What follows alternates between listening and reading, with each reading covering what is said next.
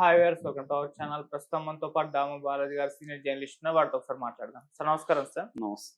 Sir, రోజా గారికి కూడా ఇబ్బందులు తప్పేలా లేవు సార్. ఆమె గతంలో ఆడుదాం ఆంధ్ర పేరుతో ఒక ఈవెంట్ నిర్వహించారు కదా, దాంట్లో అవకతవకలు జరిగాయి, భారీ కుంభకోణం జరిగిందని చెప్పేసి వీళ్ళు ఆరోపిస్తూ సిబిఐ విచారణ కూడా ఆదేశించారు. మొన్నంతా కూడా అసెంబ్లీలో దీనిపైన పెద్ద చర్చ కూడా పెట్టేస్తారు సార్. మరి ఇప్పుడు ఏసీబీ రంగంలోకి దిగడం ఎటువంటి ఇబ్బందులకు రోజా గారికి తావిస్తుంది? మరి అరెస్ట్ అయ్యే అవకాశం ఏమన్నా ఉందంటారా సార్ ఈ కేసులో? మీరేం చెప్తారు సార్? యాక్చువల్‌గా ఎప్పటి నుంచో ఎన్నికల ముందు నుంచి కూడా రెడ్ బుక్ గురించి లోకేష్ చెప్తున్నాడు. నేను రెడ్ బుక్ పెట్టాను, రెడ్ డైరీ పెట్టాను. ఆ డైరీలో అందరి పేర్లు రాసుకుంటున్నాను. మా ప్రభుత్వం వచ్చినాక ఒక్కొక్కరి అంతు చూస్తాను అనేది ఆయన ప్రకటించారు. ఆయన ప్రకటించింది కూడా లీగల్‌గా చూస్తానని. ఎవరైతే తప్పులు చేశారో, ఎవరైతే అక్రమాలకి, అరాచకాలకి పాల్పడ్డారో వాళ్ళని నేను లీగల్‌గా విడిచిపెట్టను, వాళ్ళ అంతు చూస్తానన్నట్టుగానే ఆయన మాట్లాడాడు. దాన్ని బట్టి ఫస్ట్ ఈ ప్రభుత్వం రాగానే ఫస్ట్ అధికారుల మీద పడింది. కొంతమంది డిఎస్పీలని పదవులు ఇవ్వకుండా పెట్టేయడం, కొంతమంది ఐఏఎస్ ఐపీఎస్ వాళ్ళని కూడా వేధించడం, ఇవన్నీ కూడా చేసింది. ఎందుకంటే జగన్ ఇక్కడ ఏమైపోయిందంటే ఏ ప్రభుత్వాలు ఉన్నా రివెంజ్ అనేది ఒక కామన్ ఫెనామినాగా మారిపోయింది ప్రభుత్వాలకి. రెవెన్యూ తీర్చుకోవడం అనేది వన్ ఆఫ్ ద ప్రయారిటీస్లో లిస్ట్లో భాగమైపోయింది. నువ్వు ఉన్నప్పుడు రెవెన్యూ నా మీద తీర్చుకుంటే నేను వచ్చినాక నీ మీద రెవెన్యూ తీర్చుకోవడం అన్న ఇది అన్ని ప్రభుత్వాలు చేస్తున్నాయి. దీన్ని మోడీ ప్రభుత్వం చాలా సిస్టమేటిక్గా, అంతకుముందు కూడా కాంగ్రెస్ ప్రభుత్వం, ఇందిరాగాంధీలు కూడా ఇదే పని చేశారు. ప్రతిపక్షాల మీద రెవెన్యూ తీర్చుకోవడం, ప్రతిపక్షాలని అక్రమ కేసులు పెట్టి వాళ్ళని అరెస్ట్ చేయడం అనేది ఎప్పటి నుంచో వస్తుంది. అయితే దాన్ని మరింత ఆర్గనైజర్గా, సిస్టమేటిక్గా బీజేపీ తీసుకెళ్ళి బీజేపీ ప్రతిపక్షాలని పొలిటికల్గా చంపేసి తాము ఎదగాల అన్న ఒక వ్యూహంతో ముందుకెళ్తుంది. ప్రతిపక్షాలే కాదు, ఒక్కోసారి సొంత పక్షాలని కూడా, అంటే ఫర్ ఎగ్జాంపుల్ శివసేనని తొక్కేయగలిగింది, చీల్చేయగలిగింది, తర్వాత ఏఐడిఎంకేని తొక్కేసింది.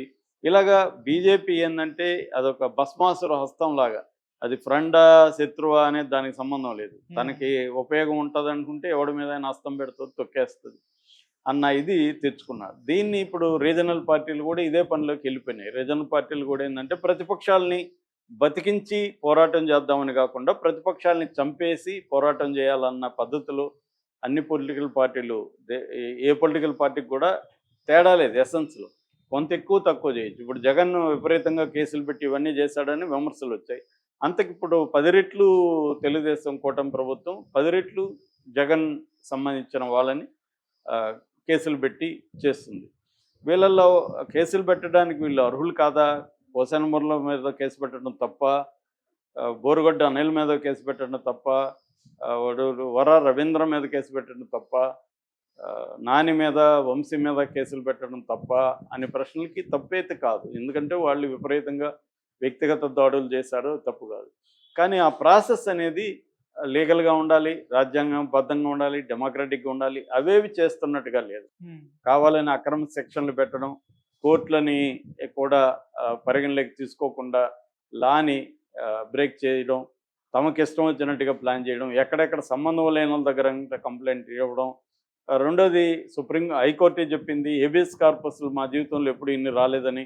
హెబియస్ కార్పస్లు వస్తున్నాయంటేనే అక్రమ అరెస్టులు, అక్రమంగా కొట్టడం, ఇటువంటి కార్యక్రమాలు ఒకప్పుడు విప్లవకారుల మీద చేసేవి, పౌరహక్కుల సంఘాల నాయకుల మీద చేసే చర్యలు ఇవాళ ప్రతిపక్షాల మీద ఈ ప్రభుత్వం అనేది చేస్తుంది.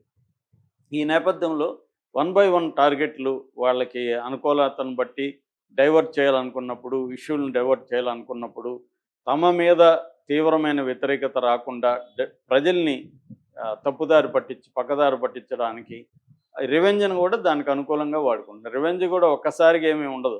రివెంజ్ అనేది కూడా ఏంటంటే రాజకీయ తమ ప్రయోజనాలు అనేవి చూసుకుంటారు. ఎప్పుడు ఎవరి మీద రివెంజ్ టైమింగ్ అంటారు, ఎవరి మీద రివెంజ్ తెచ్చుకోవాలి అనే ఒక టైమింగ్ వెరీ ఇంపార్టెంట్ రాజకీయాల్లో. అది వీళ్ళు చేస్తున్నారు. ఇప్పుడు మన జీవీ రెడ్డి ఇష్యూ వచ్చి తెలుగుదేశానికి తీవ్ర వ్యతిరేకత వితిన్ ద కేడర్లో, వితిన్ తెలుగుదేశం సపోర్టర్లలో, మేధావుల్లో తెలుగుదేశానికి వ్యతిరేకత రాగానే ఈయన్ని పోసాన్ని అరెస్ట్ చేసేసారు. ఇప్పుడు నెక్స్ట్ టార్గెట్ వాళ్ళకి అందరికీ తెలిసిందే. కొడాలి నాని ఉన్నాడు, రోజా ఉంది, అంబటి రాంబాబు ఉన్నాడు, పేర్ని నాన్న ఉన్నాడు, ఇలాగా కొంతమంది వాళ్ళ లిస్టులో ఉన్నారు. ఈ లిస్టులో రోజా ఎందుకంటే ఆమె స్త్రీగా ఉండడం, కింది స్థాయి నుంచి ఆమె పైకి రావడం, ఒక సినిమా ఇండస్ట్రీలో ఒక రేంజ్కి వెళ్ళడం, దాని తర్వాత రాజకీయాల్లో కూడా ఆమె రేంజ్కి వెళ్ళి ఒక మినిస్టర్ కావడం. ఈ నేపథ్యంలో ఆమె ఉన్న బలము బలహీనత ఏంటంటే డైనమిక్గా ఉండడం, గట్టిగా మాట్లాడగలగడం, ప్రత్యర్థుల్ని స్ట్రాంగ్గా ఎదుర్కోగలడం, ఇవన్నీ ఆమె బలాలు. అవే బలహీనతలు కూడా మారాయి. అదేంటంటే ఒక లైన్ ఉంటుంది ఎప్పుడైనా. ఒక ప్రత్యర్థితో మాట్లాడేటప్పుడు కూడా మనం వాళ్ళని శత్రువులాగా పరిగణించాల్సిన అవసరం లేదు. ప్రతిపక్షంగా పరిగణించవచ్చు, వాళ్ళ తప్పుల్ని ఎత్తి చూపచ్చు తప్ప వాళ్ళని వ్యక్తిగతంగా అవమానకరంగా మాట్లాడడం, ఫ్యామిలీల్ని దారుణంగా వీధుల్లోకి వీటి అవమానించడం, పరమ బూతు భాష మాట్లాడడం, ఇవన్నీ ఆమె కూడా చేసింది. అందుకని ఆమె మీద అతి దారుణమైన అటాక్స్ సత్యనారాయణ లాంటి వాళ్ళు చేసినప్పుడు, బండారు సత్యనారాయణ లాంటి వాళ్ళు, ఆమెకు సింపతి రాలేదు. ఇప్పుడు పోసానికి కూడా ఎందుకు సింపతి రాలేదు అంటే, ఇతను అప్పట్లో అంత దారుణంగా మాట్లాడాడు, పోసానిని సపోర్ట్ చేయడం అంటే ఆయనదంతా మాట్లాడింది సపోర్ట్ చేయడమే అన్నట్టు ఇండస్ట్రీ కానీ అందరూ కూడా మౌనంగా ఉండిపోవడానికి అదొక కారణం అయితే, రెండో కారణం ఇలాంటి వాళ్ళని సపోర్ట్ చేస్తే రేపొద్దున మనకు కూడా ఇబ్బందులేమో. ఎందుకంటే సినిమా ఇండస్ట్రీ అనేది సాఫ్ట్ టార్గెట్. మనం చూసాం రేవంత్ రెడ్డి ఎలా ఆడుకున్నాడో అల్లు అర్జున్ ఎపిసోడ్లో చూసాం. అందుకని ప్రభుత్వాలకు వ్యతిరేకంగా మాట్లాడడానికి సినిమా ఇండస్ట్రీలో కూడా ఒక భయం అనేది ఏర్పడిపోయిన వాతావరణం మనకు కనబడుతుంది. ఇప్పుడు లేటెస్ట్గా నిన్న కూడా చెప్పుకున్నాం, మనం రష్మికని ఎట్లా మన కర్ణాటక సమాజం కావచ్చు, ప్రభుత్వం కావచ్చు, ఆమెను వేధించడానికి ట్రై చేస్తుంది. అలాగా సినిమా ఇండస్ట్రీలో ఒక భయానకమైన వాతావరణం అయితే క్రియేట్ అయిపోయింది ప్రభుత్వాల పట్ల. సో ఆ నేపథ్యంలోనే ఈ 2 కారణాలు ఉన్నాయి. ఒకటి నోటిదోళ్ళని సపోర్ట్ చేయలేక, 2 ప్రభుత్వాలకు వ్యతిరేకంగా నోరు విప్పితే ఏం ప్రాబ్లమ్స్ వస్తాయో అని సైలెంట్గా ఉన్నారు. సో అందువల్ల ఇప్పుడు రోజా మీద పడ్డారు. రోజా మీద ఆల్రెడీ ఆడుదాం ఆంధ్ర మీద లో అక్రమాలు జరిగాయి. ఆడుదాం ఆంధ్ర అని ఒక ఆమె క్రీడల శాఖ మంత్రిగా ఉంది, పర్యాటక మరియు క్రీడలు ఉన్నప్పుడు పైన లాస్ట్లో ఆడుదాం ఆంధ్ర అని ఒక ప్రోగ్రాం పెట్టారు. జిల్లాలో ఉండే కింది స్థాయి స్పోర్ట్స్ పీపుల్ని డెవలప్ చేయాలనే ప్రోగ్రాంతో పెట్టారు. దీనికి 119 కోట్లు ఖర్చు అయినాయని చెప్తున్నారు. ఇందులో అక్రమాలు జరిగాయనేది విమర్శలు వచ్చాయి. ఇప్పుడు నిన్న అసెంబ్లీలో దీని మీద కొంతమంది మాట్లాడారు. దానికి క్రీడల మంత్రి మండిపల్లి రాంప్రసాద్ రెడ్డి సమాధానం ఇస్తూ 119 కోట్లు జస్ట్ 45 రోజుల్లో ఖర్చు పెట్టేశారు. ఈ 119 కోట్లు కాకుండా ఇంకొక 400 కోట్లు జిల్లా ఫండ్స్ కూడా మిస్యూజ్ అయినట్టుగా మా దృష్టికి వచ్చింది. మేము దీని మీద చర్య తీసుకుంటామని సభ్యులకి సమాధానం ఇచ్చారు. గౌతు శిరీష, భూమా అఖిలప్రియ దీని మీద స్ట్రాంగ్గా మాట్లాడారు.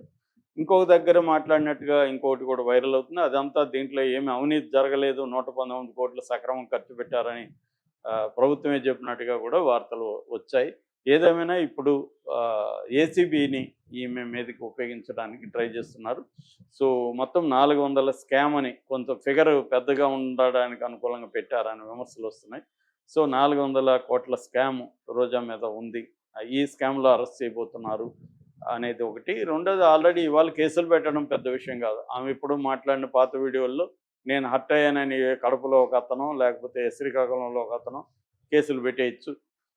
ఎలాగో చూసాం కదా, పోసానిది, వంశీది, వీళ్ళందరూ చూస్తున్నాం. కాబట్టి ఇవాళ ఎవరినైనా అరెస్ట్ చేయాలనుకుంటే వీళ్ళకి ఏమీ దొరకాల్సిన అవసరమే లేదు. ఒక వీడియో దొరికినా చాలు, అవి ఎలాగో ఉన్నాయి రోజా తిట్టినవి, వాటిని పెట్టుకొని కేసులు వరుసగా పెట్టుకుంటూ వెళ్ళొచ్చు. ఇది జరుగుతుంది. ఎందుకంటే వీళ్ళు సిస్టమేటిక్గా మనం ముందు నుంచి కూడా చంద్రబాబు లీగల్ సిస్టమ్ని చంద్రబాబు అర్థం చేసుకున్నాడు. లీగలే కాదు, అన్ని రకాల వ్యవస్థల్ని చంద్రబాబు అర్థం చేసుకొని వాటిని కంట్రోల్లో పెట్టుకున్న తీరు చాలా గొప్పగా ఉంటుంది. అది ఇండియాలో నాకు తెలిసి ఇంకెవరు కూడా ఆ స్థాయిలో చేయలేదు రాజకీయ నాయకులు. ఆయన వ్యవస్థల్ని బాగా అర్థం చేసుకుని వ్యవస్థల్ని తన కంట్రోల్లో ఎలా పెట్టుకోవాలి, అంటే ఎక్కడ బెదిరించాలి, ఎక్కడ పొలపరచాలి, ఎట్లా పెట్టుకోవాలి, దీంట్లో కూడా షార్ట్ టర్మ్ ఏంటి, లాంగ్ టర్మ్ ఏంటి, ఈ వ్యూహాలు చంద్రబాబుకి వండర్ఫుల్గా ఉన్నాయి. అవి ఆయన ఓడిపోయినప్పుడు కూడా ఆయన కాపాడింది ఆ వ్యూహాలు అవే అనమాట. అది అందరికీ ఉండవు. అందుకని ఆయనకి ఇట్లా కులం కానీ, ఇట్లు వ్యవస్థల పట్టు కానీ, మీడియా కానీ, ప్రభుత్వ యంత్రాంగం కానీ, ఇవన్నీ ఆయన చాలా బలంగా నిర్మించుకున్నాడు. అందుకని ఆయనకి కులం కూడా, ఏ కులం కూడా, ఏ నాయకుడిని కూడా, ఒక కమ్మ సామాజిక వర్గం చంద్రబాబుని సపోర్ట్ చేస్తున్నట్టు, కాపాడుతున్నట్టు ఇంకే కులం ఏ నాయకుడిని కాపాడట్లే. ఇప్పుడు రెడ్లందరూ రేవంత్ రెడ్డి వైపు లేరు, రెడ్లందరూ జగన్ వైపు లేరు, బెలములందరూ కేసీఆర్ వైపు ఉండరు. కానీ కమ్మ సెక్షన్ ప్రిడామినెంట్గా చంద్రబాబు వైపు ఉంటారు. దీనికి కారణం చంద్రబాబు కూడా వాళ్ళని అలా చూసుకోవడమే. సో ఇవన్నీ ఆయనకి లాంగ్ టర్మ్లో కలిసి వచ్చిన సపోర్ట్ సిస్టమ్స్ అన్నమాట. సో ఇందులో భాగంగా ఇవాళ ప్రత్యర్థుల్ని హింసించాలని డిసైడ్ అయిపోయారు. రోజాకి తప్పదు, ఖచ్చితంగా ఏదో ఒక రోజు, ఈ రోజా రేపు అనేది తెలియదు, ఖచ్చితంగా ఆమె జైలుకి అయితే వెళ్ళే అవకాశాలు ఉన్నాయి. అది ఆమెకు కూడా తెలుసు. పెట్టండి, ఎన్ని కేసులు పెడతారు, నేను రెడీగా ఉన్నానని రోజా కూడా ఉంటుంది. రెడీగా ఉండాల్సిందే, రెడీగా ఉన్నా లేకపోయినా వెళ్ళాల్సింది. ఇప్పుడు ఈయన పోసాన్ రెడీగా లేడు, నేను రెడీగా లేను సార్ అంటే వదులుతారు? వదలరు కదా. కాబట్టి తప్పదు. Okay sir, thank you so much sir.